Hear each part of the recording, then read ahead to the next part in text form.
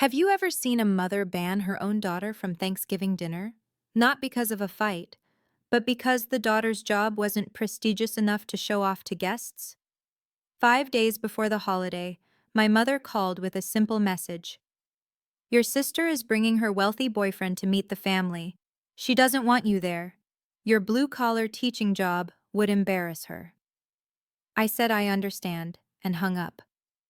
What my family didn't know was that I'd been quietly controlling a $15 million inheritance, the exact money my perfect sister was counting on for her dream wedding.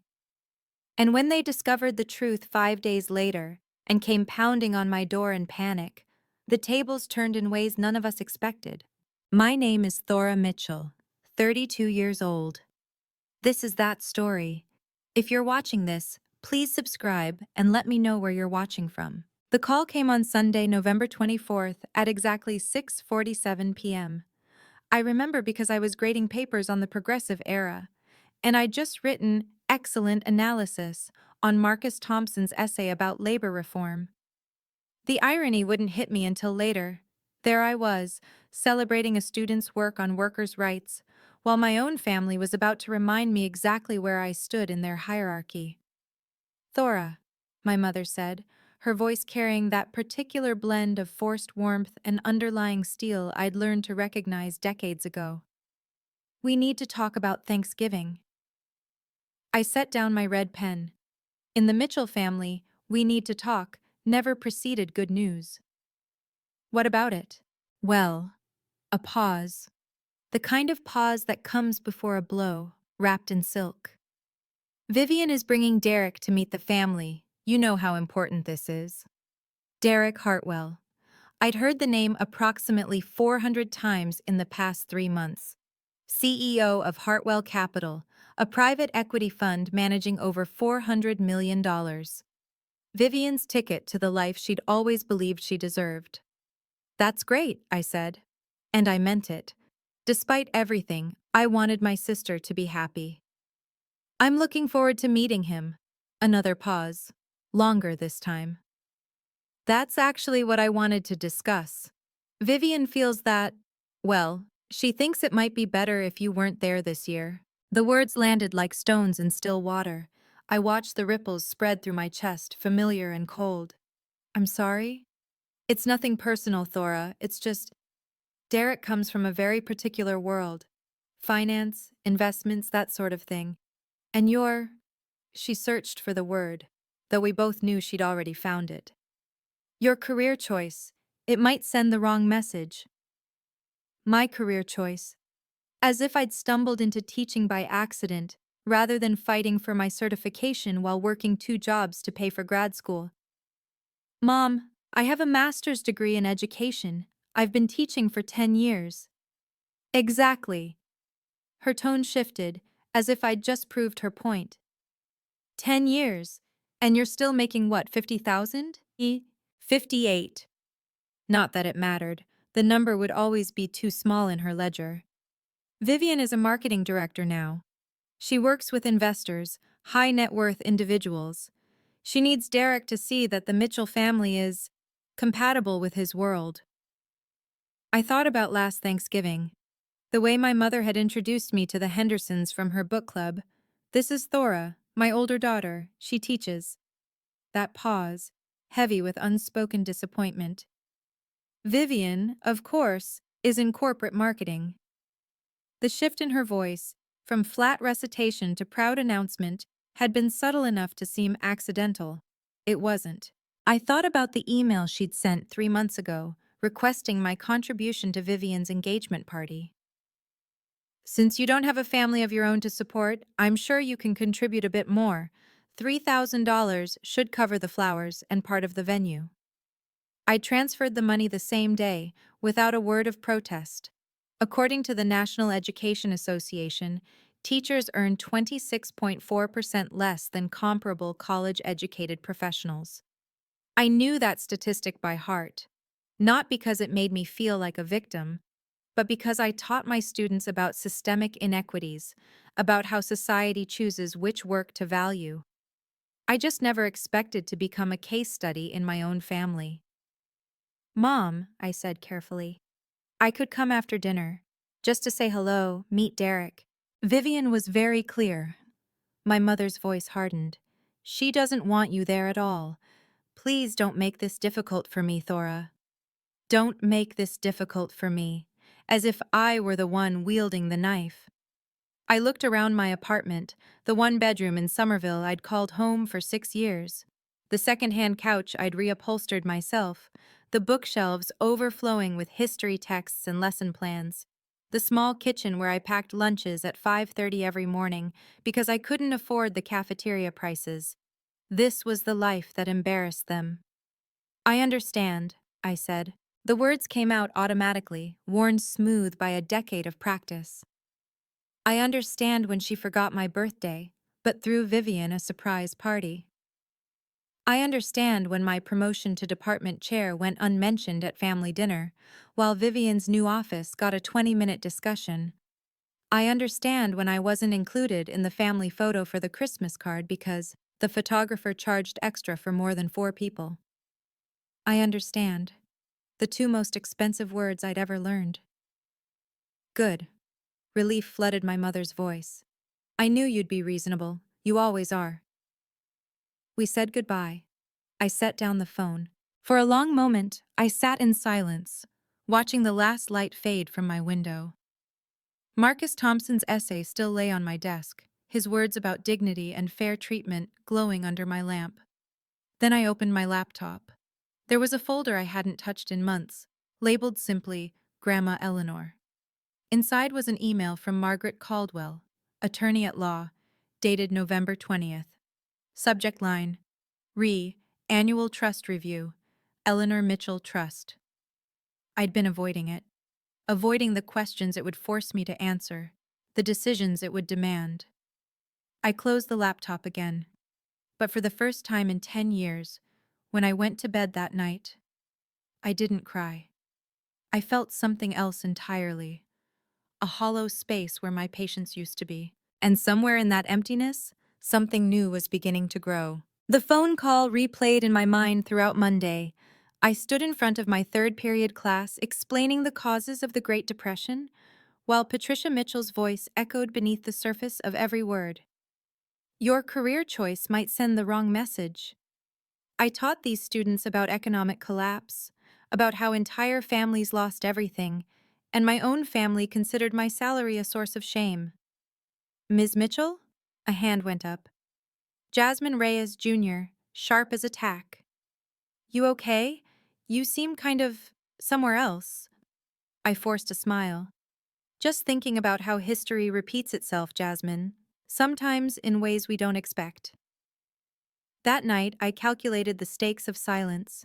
If I accepted this exclusion, if I simply nodded and stayed home like a good, invisible daughter, what came next?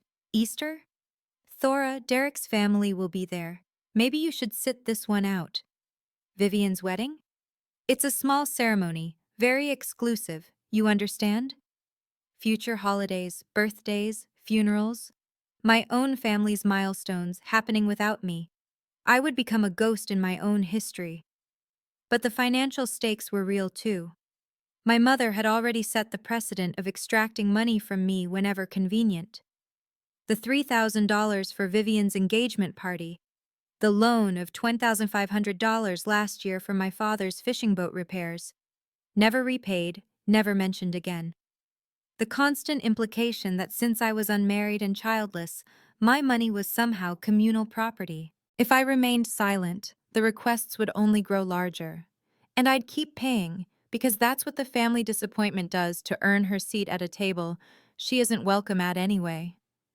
Around 9 p.m., my phone buzzed, a text from my father, Harold. Sweetheart, I'm sorry about Thanksgiving. Your mother says it's for the best. I love you. I stared at those words for a long time. Harold Mitchell, 63 years old, retired accountant, lifelong bystander to his wife's decisions.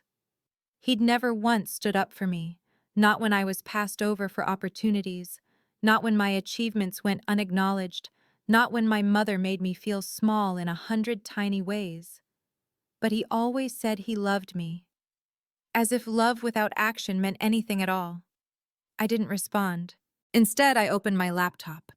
The email from Margaret Caldwell sat in my inbox like a sealed envelope from another life.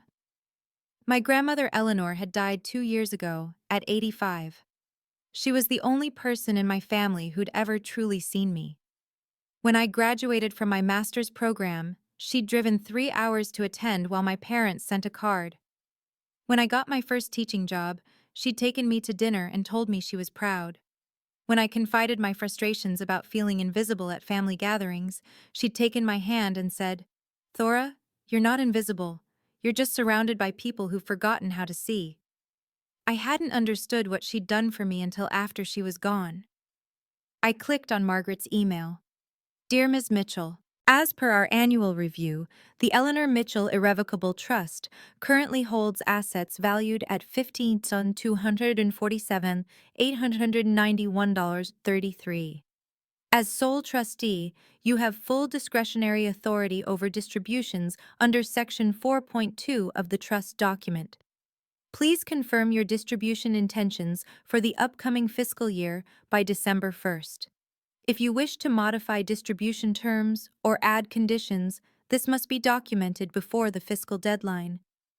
I'm available to meet at your convenience. Best regards, Margaret Caldwell, Escroll Caldwell and Associates.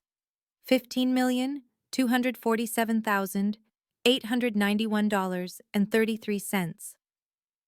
Vivian was the sole beneficiary. I was the sole trustee, the person who controlled when, how, and whether that money ever reached her hands. My grandmother had made that choice deliberately. She told me, in one of our last conversations, "Vivian isn't bad, Thora. She's just never had to learn the value of anything. I want you to teach her. The only way she'll understand." I'd kept this secret for 2 years. I'd told no one. Not my parents, not Vivian, not anyone. Partly because I didn't want my family's relationship with me to be about money. Partly because I wasn't ready to wield that kind of power. But now, sitting in my dark apartment, freshly exiled from Thanksgiving dinner because my teaching salary might embarrass my sister in front of her wealthy boyfriend, I began to reconsider. Not revenge. That wasn't what Grandma Eleanor intended, and it wasn't what I wanted. But boundaries? Accountability? The right to exist in my own family without apologizing for who I'd become? I closed the laptop and looked out the window at the city lights. I had held this secret for 2 years, and I was beginning to wonder if it was finally time to let it breathe. Thanksgiving Day arrived, gray and cold. The kind of November afternoon that makes you want to pull the curtains and forget the world exists. I woke at 7, out of habit. Even on holidays, my teacher's internal clock refused to sleep past dawn. I made coffee in my small kitchen, watched the steam rise, and tried not to think about the family gathering happening 15 miles away without me. By noon, I'd graded 32 essays. By 3, I'd reorganized my entire bookshelf by historical period. By 5, I'd accepted that no amount of productivity could fill the hollow space in my chest. I made myself dinner. A microwavable turkey breast, instant mashed potatoes, canned cranberry sauce. The saddest Thanksgiving meal I'd ever assembled, eaten standing at the counter because sitting at my small table felt too formal for a party of one. At 8:47 p.m., my phone lit up. A text from Vivian, with a photo attached. "Thanks for understanding, sis. Derek loved the dinner. He said our family is so put together. LOL." The image showed my entire family seated around my parents' mahogany dining table, the one Grandma Eleanor had given them 30 years ago. Patricia beaming at the head, Harold looking slightly uncomfortable but smiling, and Vivian glowing beside a dark-haired man in an expensive sweater. Derek Hartwell, I presumed. 4 place settings. No empty chair where I should have been. So put together. I set down my phone. Then I picked it up again and studied the photo more closely. My mother was wearing the pearl earrings I'd given her for her 60th birthday, the ones she'd said were simple but thoughtful. Vivian was wearing a cashmere wrap that cost more than my monthly rent. And there, in the background, just visible on the sideboard, was my grandmother's silver tea service. The one she'd promised me, before she died, because I was the only grandchild who'd ever helped her polish it. My mother had kept it. Of course she had. At 9:15 p.m., another text arrived. From my father this time. Sweetheart, I'm sorry. Your mother said this was best for everyone. I love you. I typed 3 different responses and deleted them all. What was there to say? He was sorry. He always was. But sorry didn't bring back a seat at the table. I called Rachel Torres instead. Rachel taught AP English at my school. We'd started the same year, survived countless faculty meetings together, and developed the kind of friendship forged through shared frustration and cafeteria coffee. She'd listened to 10 years of Mitchell family stories, and she was the only person outside my family who knew about the trust. Please tell me you're not alone, she said. I'm alone. Thora. Her voice carried equal parts affection and exasperation. I told you to come to my sister's place. Maria made enough food for an army. I know, I needed to process. Process what? Your family being terrible? That ship sailed years ago. A pause. What happened? I told her about the text, about the photo, about the smiling faces arranged around a table that had no room for me. Rachel was quiet for a moment. When she spoke again, her voice was careful. Thora, when are you going to stop letting them treat you like this? I don't let them. You do. Not harsh, just true. You pay for their parties. You show up when they call. You apologize for existing. And they keep taking because you keep giving. What am I supposed to do? You have options. I knew what she meant. I've never wanted to use it as leverage. I know, but there's a difference between leverage and accountability. Rachel's voice softened. Your grandmother didn't make you trustee by accident. She saw something in you. Maybe it's time you saw it too. After we hung up, I sat with my laptop for a long time. Then I opened the folder, read Margaret Caldwell's email again, clicked on the attachment I'd been avoiding for months. The trust document was 47 pages long. I'd read it once, when Margaret first sent it, but the legal language had blurred together in a fog of grief and disbelief. Now I forced myself to focus. Section 4.2, Paragraph 1. The trustee shall have sole and absolute discretion to determine the timing, amount, and conditions of any distributions to the beneficiary. Sole discretion, absolute. I thought about Vivian's text. Derek loved the dinner. He said our family is so put together. I thought about the empty chair that didn't exist because they'd never set a place for me in the first place. I thought about my grandmother's voice 2 months before she died. One day, you'll understand why I chose you, Thora. One day you'll need this, and when that day comes, I want you to remember, you're not powerless. You never were. I closed the laptop. I wasn't ready to make decisions tonight, but for the first time in 2 years, I was ready to stop pretending this choice didn't exist. My grandmother had given me a key. The question was whether I was finally willing to use it. Friday morning, November 29th, I woke up with a plan.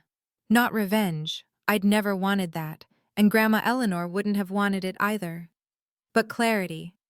After years of accepting whatever crumbs my family offered, I needed to understand exactly what I was holding.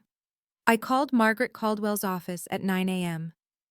Ms. Mitchell, she said, her voice carrying the measured professionalism of someone who'd shepherded 100 families through wealth and grief.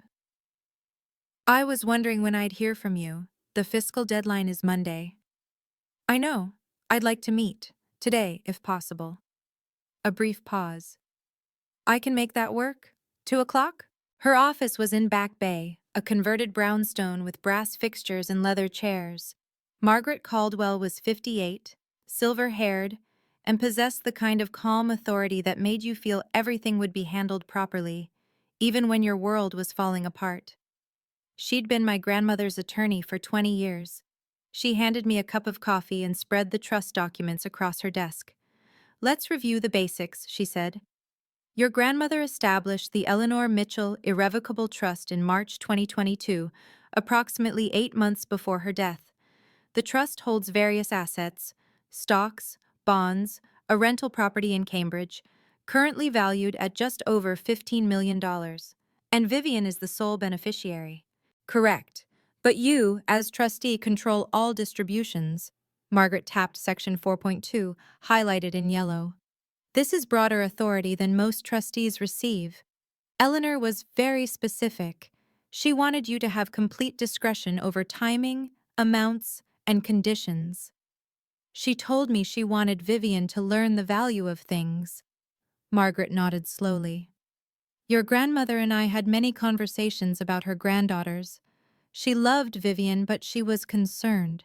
She felt Vivian had been enabled, given things too easily, praised too freely, never required to develop resilience or gratitude. And she thought money would teach her? She thought you would teach her. The money was just the mechanism. Margaret's eyes met mine. Eleanor told me, Thora is the only person in that family with the spine to say no and the heart to say it kindly. Those were her exact words. I looked down at the documents.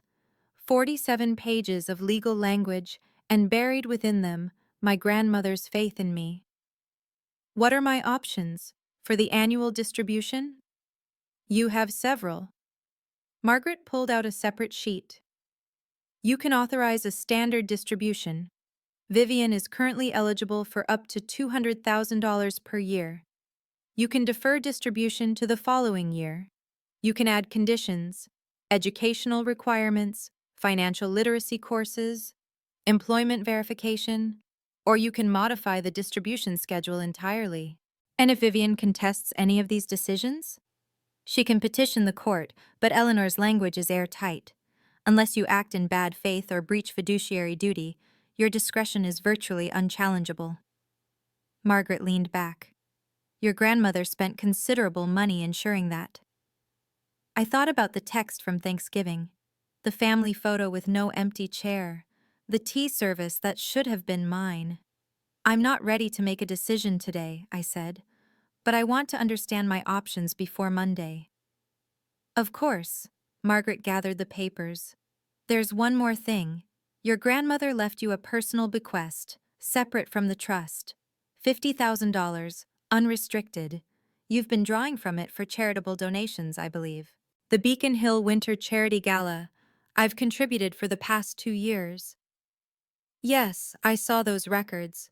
You're listed as a founding donor. She handed me an envelope. This arrived last week, your invitation for this year's event. I opened it. Heavy cardstock, embossed lettering. Inside, a badge with my name printed in gold. Thora Mitchell, founding donor. The gala was tomorrow night, Saturday, November 30th. Grand ballroom at the Harrington Plaza. Black tie, 500 guests from Boston's financial and philanthropic elite. The same event Vivian and Derek were attending to make their social debut as a couple. I didn't realize the timing, I said quietly. Margaret's expression remained neutral, but something flickered in her eyes. Life has interesting ways of creating opportunities, Ms. Mitchell. I looked at the badge in my hands. For 2 years, I'd attended this gala anonymously, slipping in, making my donation, leaving before anyone could ask too many questions. I hadn't wanted my family to know. I hadn't wanted this part of my life to become ammunition, but they thought I was an embarrassment. Too blue-collar to sit at their Thanksgiving table, too low status to meet Derek Hartwell. And tomorrow night, I would walk into the same room they did, wearing a badge they couldn't buy. Ms. Caldwell, I said, I'd like to schedule a follow-up meeting, Monday morning before the fiscal deadline. I think I'll have more clarity by then. She smiled, the first real smile I'd seen from her all afternoon. I think you will too, Ms. Mitchell. I walked out of her office into the cold November air, the founding donor badge tucked carefully in my purse. For the first time in 10 years, I felt like I had a right to walk into a room without asking permission. Okay, I need to pause here for a moment. If you've ever been treated like you're invisible by your own family, if you've ever had to choose between your self-respect and belonging, type enough in the comments below. And if you want to know what happened at that gala, hit that like button and keep watching. Trust me, you don't want to miss what comes next. Now, back to the story. The doorbell rang at 4:23 p.m. on Friday, November 29th. I wasn't expecting anyone. Rachel was at her sister's for the weekend, and I didn't exactly have a crowded social calendar. I peered through the peephole and felt my stomach drop. Patricia Mitchell stood in the hallway, flanked by Vivian and my father. My mother's expression carried the particular combination of urgency and entitlement I recognized from every demand she'd ever made. I opened the door. "Thora," my mother pushed past me without waiting for an invitation. "We need to talk about grandmother's trust." The words hit me like cold water. They knew. Somehow they'd found out. "How did you—" "Derek's financial advisor," Vivian interrupted, following our mother inside. "He ran a background check on our family, standard procedure for someone at his level." She said this as if it explained everything, as if invading my privacy was simply what wealthy people did. Imagine my surprise when he mentioned a $15 million trust with my name on it. A trust I never knew existed. Harold entered last, closing the door behind him. He looked uncomfortable, as he always did when conflict brewed. But he said nothing. He never did. "You're the trustee?" Vivian's voice rose. "You? A teacher making barely 50,000 a year?" 58. "Whatever." She laughed, the sharp, dismissive sound I remembered from childhood. "This has to be a mistake. Grandma wouldn't have put you in charge of anything important." My mother raised her hand, silencing Vivian with a gesture. Patricia Mitchell hadn't spent 30 years climbing social ladders without learning when to deploy diplomacy. "Thora, sweetheart." Her tone shifted, softer now, the same voice she used when asking for money. "I'm sure this is all very confusing. Estate matters are complicated. But we're family, and family should handle these things together." "You mean you should handle it?"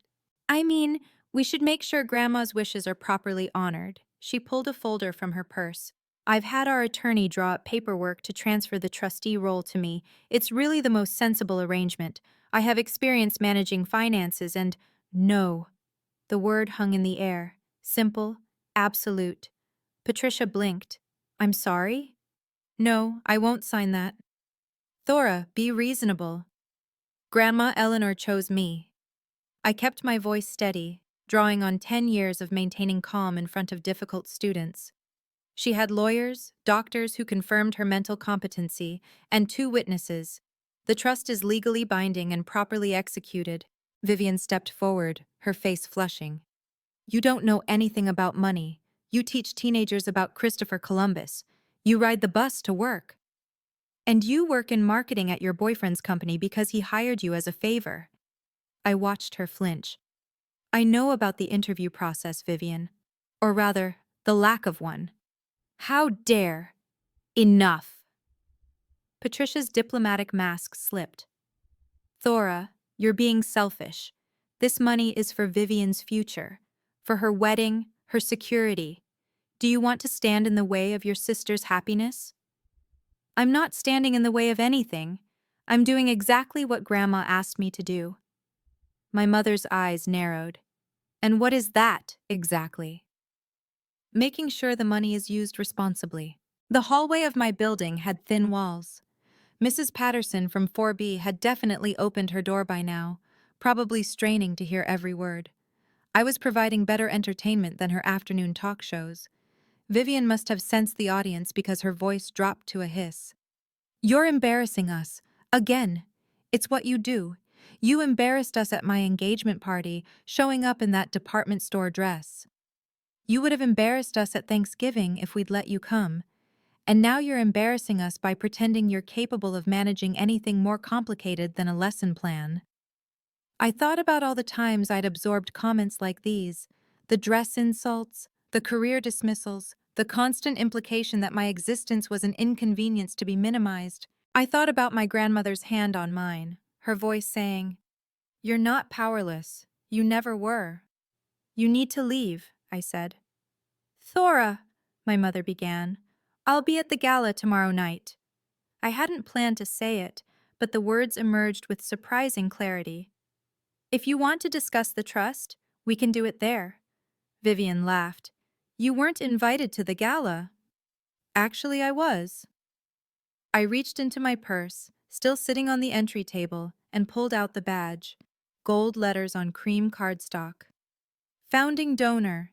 I've contributed $50,000 over the past 2 years. They send me a VIP invitation every November. For the first time in my life, I watched my mother's composure crack completely. Her mouth opened, closed, opened again. That's not possible. The organization has records. Feel free to verify. Vivian snatched the badge from my hand, staring at it as if it might burst into flames. Where did you get $50,000? Grandma Eleanor. She left me a personal bequest, separate from the trust. I took the badge back, tucking it safely away. She believed in the causes they support. I honored her memory. The silence that followed was profound. I'd spent 32 years being the invisible daughter, the embarrassing career choice, the seat that wasn't worth setting, and in 30 seconds, I'd upended everything they thought they knew about me. Patricia recovered first, her voice strained, but controlled. We'll discuss this tomorrow then, at the gala. We will. She turned toward the door, then paused. Thora, think very carefully about what you're doing. Family is everything. I know. I opened the door for them. That's why I spent 10 years trying to be part of one. They filed out, Patricia first, Vivian shooting me a look of pure venom, Harold trailing behind with something unreadable in his eyes. As my father passed, he hesitated. Thora. Not now, Dad. He nodded once and followed the others. I closed the door and listened to their footsteps fade down the hallway. My hands were shaking, but not with fear. Tomorrow night, I would walk into that ballroom. I would stand in the same room as my family, at an event they considered their territory. And for the first time, they would see me as I actually was. Not the disappointing daughter they'd invented, but the woman my grandmother had believed in. The Beacon Hill. Winter Charity Gala occupied the grand ballroom of the Harrington Plaza, a space designed to make ordinary people feel small and wealthy people feel magnificent. Crystal chandeliers cast warm light across 500 guests in designer gowns and tailored tuxedos. The minimum donation was $2,000 per ticket. The ambient conversation hummed with discussions of portfolios, philanthropy, and property values. I arrived at 7:15 p.m. on Saturday, November 30th, wearing a simple black dress I'd bought on clearance for $200. But the badge pinned to my chest, Thora Mitchell, founding donor, outshone every piece of jewelry in the room. The VIP entrance was separate from the main doors. A staff member checked my credentials, smiled warmly, and directed me toward the reception area near the stage. Ms. Mitchell, thank you so much for your continued support. The board specifically asked me to express their gratitude. It's my pleasure. My grandmother believed strongly in your mission. I accepted a glass of champagne and moved through the crowd, exchanging pleasantries with foundation staff who recognized my name from donor reports. For 2 years, I'd attended these events quietly, arriving late, leaving early, avoiding attention. Tonight was different. Tonight, I was done hiding. I spotted them across the ballroom at 7:32 p.m., Patricia in emerald green, Harold looking uncomfortable in his rental tuxedo, and Vivian radiant in a silver gown that probably cost more than my monthly salary. Beside her stood Derek Hartwell, tall, dark-haired, carrying himself with the easy confidence of someone who'd never worried about a bill in his life. They hadn't seen me yet. They were working the room, Vivian's hand on Derek's arm, performing the social choreography of ambitious people at important events. I stayed near the stage, talking with a foundation board member about education funding initiatives. It felt surreal, discussing grant proposals while watching my family pretend I didn't exist, in a room where my name carried more weight than any of them realized. At 7:48 p.m., Derek noticed my badge. I saw the moment it happened. He was scanning the room, identifying major donors the way successful business people do when his gaze landed on my chest, specifically on the gold letters spelling founding donor. He said something to Vivian. She glanced in my direction and went pale, but Derek was already moving toward me, pulling Vivian along by the hand. He'd been trained to acknowledge major donors. It was basic networking, and whatever background check his team had run clearly hadn't included my charitable giving. "Excuse me." He extended his hand as he reached me. "I'm Derek Hartwell. I don't believe we've met, but I wanted to personally thank you for your support of the foundation. Your contributions have been extraordinary." Up close, he was handsome in an unremarkable way. Good bones, expensive grooming, the polished surface of generational wealth. But his eyes were intelligent, and when he shook my hand, his grip was genuine. "Thank you. I'm Thora Mitchell." The name registered. I watched it happen. The slight widening of his eyes, the quick glance at Vivian, the recalculation. "Mitchell," he repeated slowly, "as in Vivian's older sister." "Yes." He turned to Vivian, whose face had gone from pale to gray. "You told me you didn't know the woman with the founding donor badge." "I didn't," Vivian's voice caught. "I didn't recognize her at first. The lighting." "The lighting." Derek's tone cooled by several degrees.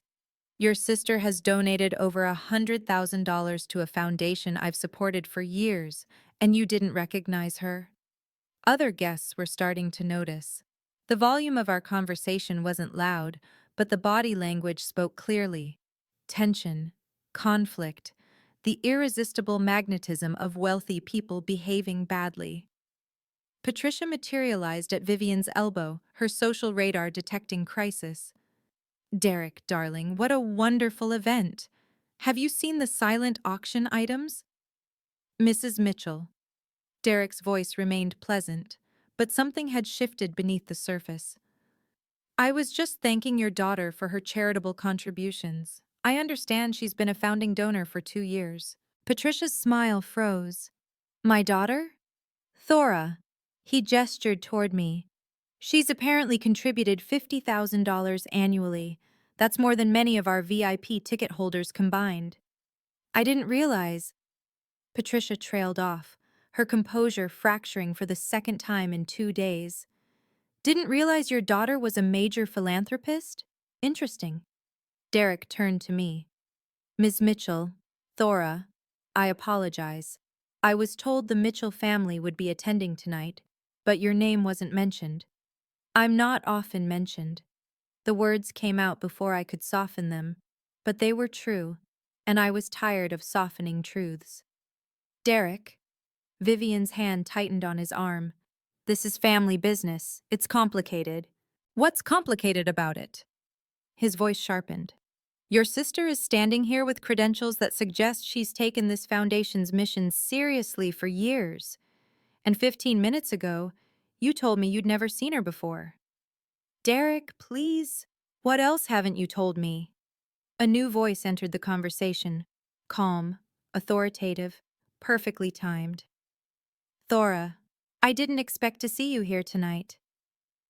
Margaret Caldwell approached in a navy blue gown, her silver hair swept into an elegant twist. She nodded to Derek with the familiarity of professional circles overlapping at fundraisers. "Mr. Hartwell, always a pleasure." Then to me, "I hope we're still on for Monday morning. There's quite a bit to discuss regarding the annual review." Derek's attention sharpened. "Review?" Margaret smiled blandly. "Ms. Mitchell is one of my most valued clients. She manages a substantial trust with remarkable diligence." She turned to Patricia. "Your mother made an excellent choice, Mrs. Mitchell. The Eleanor Mitchell Trust is in very capable hands." The temperature around our little group dropped by several degrees. "Thora manages the trust?" Derek looked from me to Vivian. "The trust you told me was being handled by the estate?" Vivian's face had passed gray and was approaching white. I thought." "You thought what, exactly?" I watched my sister search for words, for explanations, for some way to spin this that wouldn't make her look like either a liar or a fool. She found none. I think, I said quietly, that you two have things to discuss. If you'll excuse me. I turned to walk away, but Derek's voice stopped me. Ms. Mitchell. Thora. When I looked back, his expression had shifted. The smooth social mask had cracked, revealing something rawer beneath. I apologize for whatever role I played in tonight's confusion, and for whatever's been happening with your family. You didn't know. No, but I'm starting to. He looked at Vivian with an expression I recognized, the particular disappointment of someone realizing the person beside them isn't who they pretended to be. I left them there, surrounded by 500 witnesses, and walked toward the bar. My hands were steady. My heart was calm. For the first time in my life, I'd stood in a room full of people my family admired, and they'd been forced to see me clearly. The tables hadn't just turned, they'd been flipped entirely. All right, I know what you're thinking right now. Thora, that was satisfying. Or maybe Vivian absolutely deserved that. Drop a comment and let me know whose side you're on. And if you've ever had a tables-turned moment like this in your own life, I want to hear about it. Hit that like button if you're feeling the same tension I felt in that ballroom. The ending might surprise you. Now, where were we? I found Margaret Caldwell near the silent auction tables, examining a watercolor of the Boston skyline with professional interest. Well, she said without looking up, that was more dramatic than I anticipated. I didn't plan it. No, the best confrontations rarely are planned. She turned to face me. I have drafts of several distribution documents in my office. After tonight, do you have a clearer sense of your intentions? I thought about my grandmother's voice, about the photo from Thanksgiving with no empty chair, about Vivian's face when Derek realized she'd been hiding something. I want to defer distribution for 12 months. Margaret nodded, unsurprised. On what grounds? Beneficiary readiness. Section 4.2 allows me to consider financial maturity as a factor in timing distributions. I want to require Vivian to complete a certified personal financial management course before she receives any funds. That's within your authority. She pulled a small notepad from her clutch. Even at galas, Margaret came prepared. What else?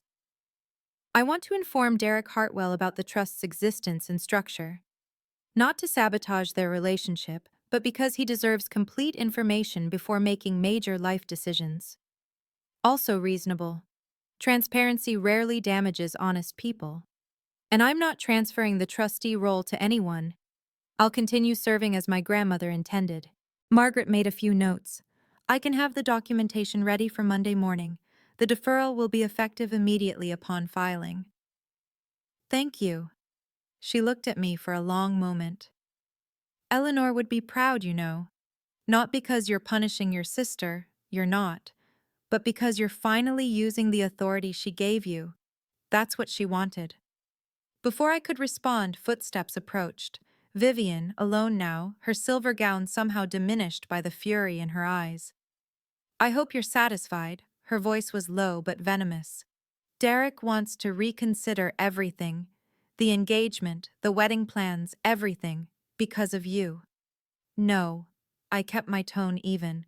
Because of choices you made, lies you told. I just happened to be standing in the room when the truth became visible.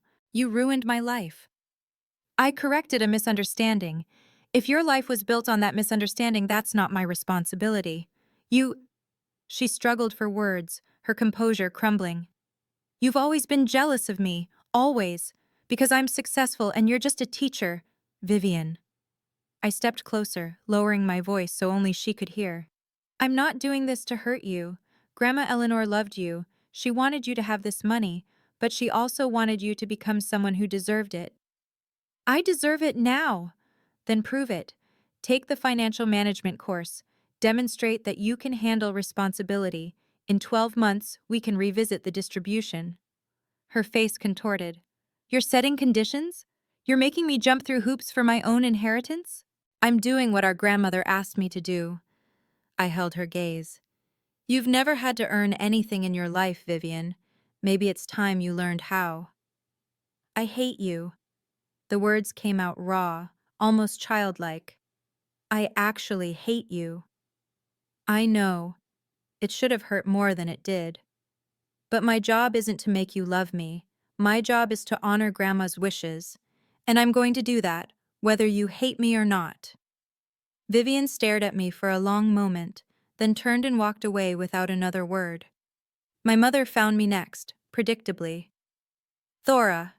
Patricia's diplomatic mask was back in place, but cracks showed around the edges. You've gone too far. Have I? Humiliating your sister in public. Interfering with her relationship. This isn't what family does. No? I tilted my head. What about calling to ban someone from Thanksgiving because their job might embarrass the family? Is that what family does? That was different. How? For once, Patricia had no ready answer. Mom, I said quietly, I didn't come here tonight to start a war. I came because I was invited. I was recognized because I've been contributing to this foundation for years, honoring Grandma Eleanor's values while you dismissed me as an embarrassment. Everything that happened tonight happened because you and Vivian chose to hide truths and tell lies. Thora, I'm going to keep being the trustee. I'm going to require Vivian to meet certain conditions before accessing the funds. And I'm going to stop pretending that being treated as invisible is acceptable. What do you want from us? The question caught me off guard, not because it was unexpected, but because for once it seemed genuine. Respect, I said. Not because of money or status, but because I'm your daughter. I've spent 32 years trying to earn a seat at your table, and I'm done. Either I belong in this family as I am, or I don't belong at all. My father appeared at the edge of our conversation, hovering as he always did. Harold, Patricia began, tell her. She's right. Both Patricia and I turned to stare at him. She's right, he repeated, his voice stronger than I'd heard it in years. We've treated Thora terribly. Eleanor saw it. I saw it. And I never did anything. He met my eyes. I'm proud of you, sweetheart. I should have said that a long time ago. I didn't trust my voice, so I just nodded. My mother looked between us, calculating, reassessing. I watched her realize that the ground had shifted beneath her feet, that the family dynamics she'd controlled for decades were suddenly unstable. We should go, she said finally, taking Harold's arm. This isn't the place. No, I agreed. It isn't. I left the gala at 10:47 p.m., stepping into the cold November night with my badge still pinned to my dress. The doorman hailed a cab, calling me Ms. Mitchell with genuine warmth.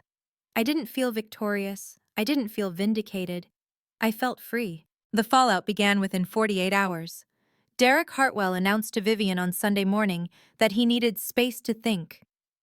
By Monday afternoon, their engagement was on indefinite hold. Not officially canceled, but suspended in a limbo that spoke volumes. Word spread through their social circle with the efficiency of gossip among the wealthy. The golden couple of Hartwell Capital had hit turbulence. Vivian's position at the company became untenable by Tuesday.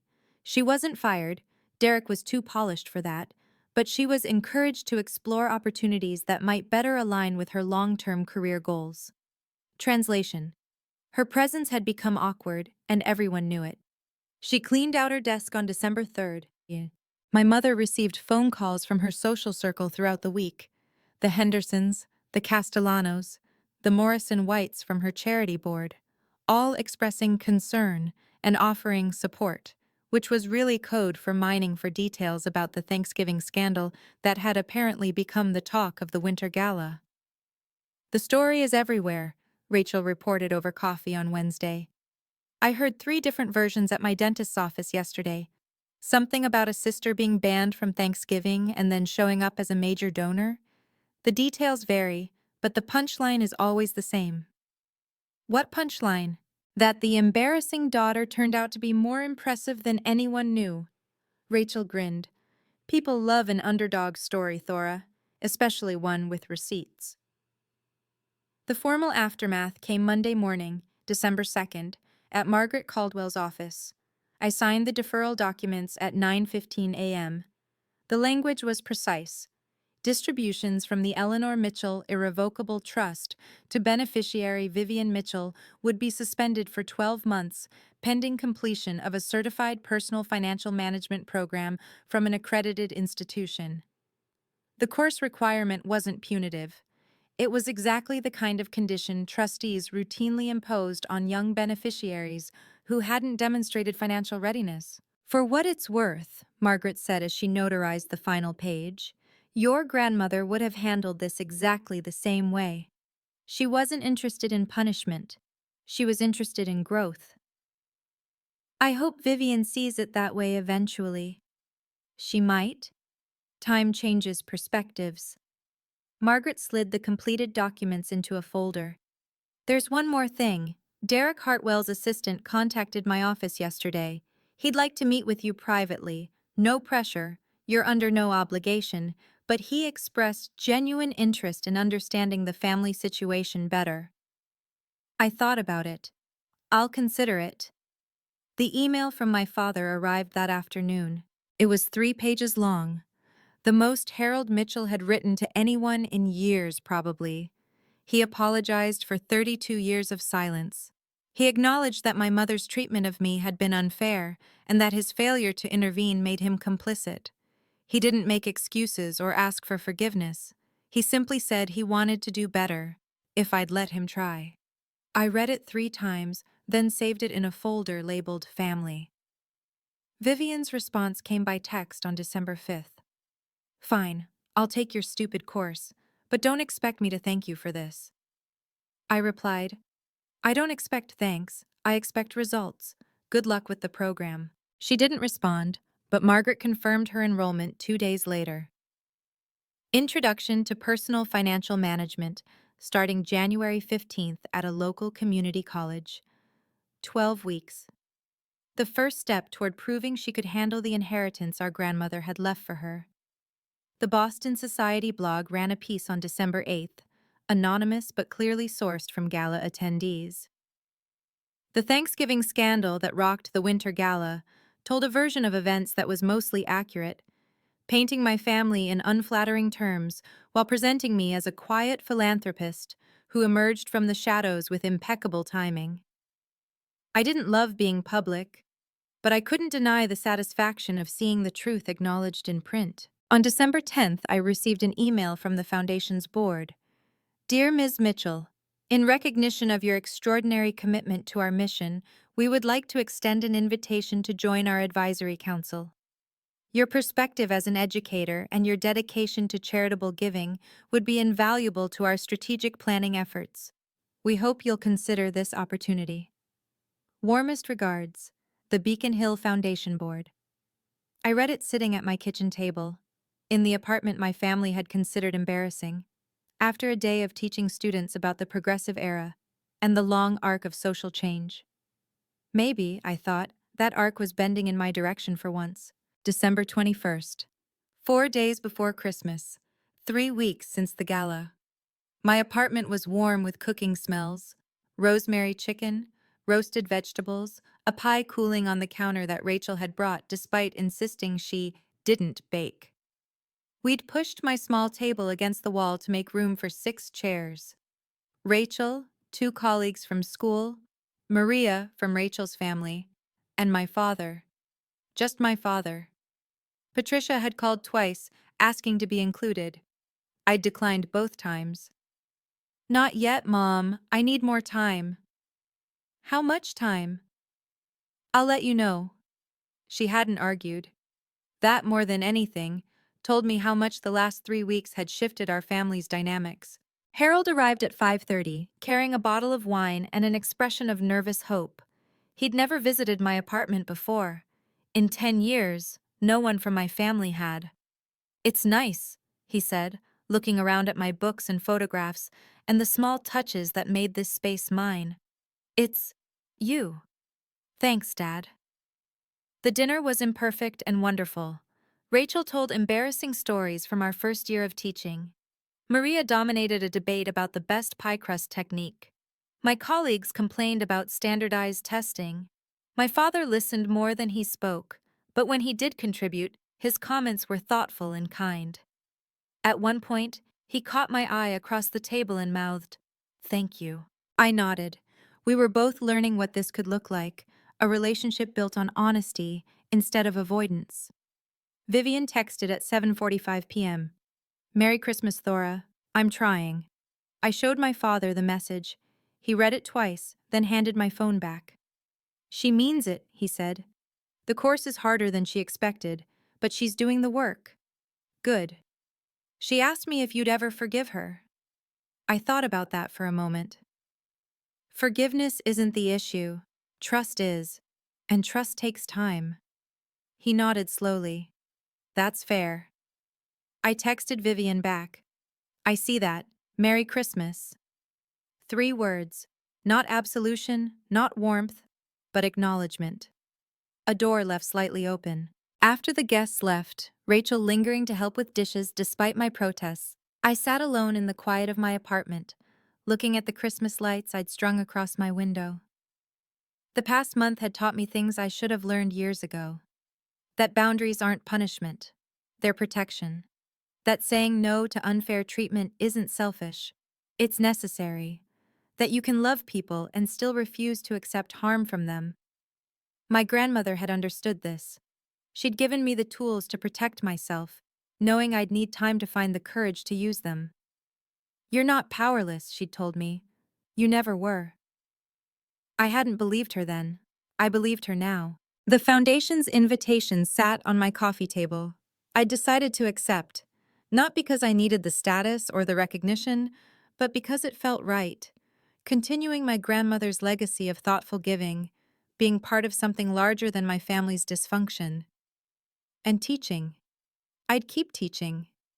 Not because I couldn't do anything else, but because it mattered. Because every time a student like Marcus Thompson wrote an excellent essay or Jasmine Reyes asked a sharp question, I was reminded why I'd chosen this path in the first place. My blue-collar job had never been the problem. The problem was people who measured worth in dollars instead of impact. I pulled out my phone and typed an email to Derek Hartwell's assistant. "I'd be willing to meet. Coffee, somewhere neutral. Let me know what works." He deserved to understand what he was considering marrying into, or choosing to walk away from. Whatever he decided, it would be based on truth. The last thing I did that night was look at the family photo from Thanksgiving. The one Vivian had texted me with 4 smiling faces and no empty chair. I didn't delete it. I didn't need to. That photo wasn't my story anymore.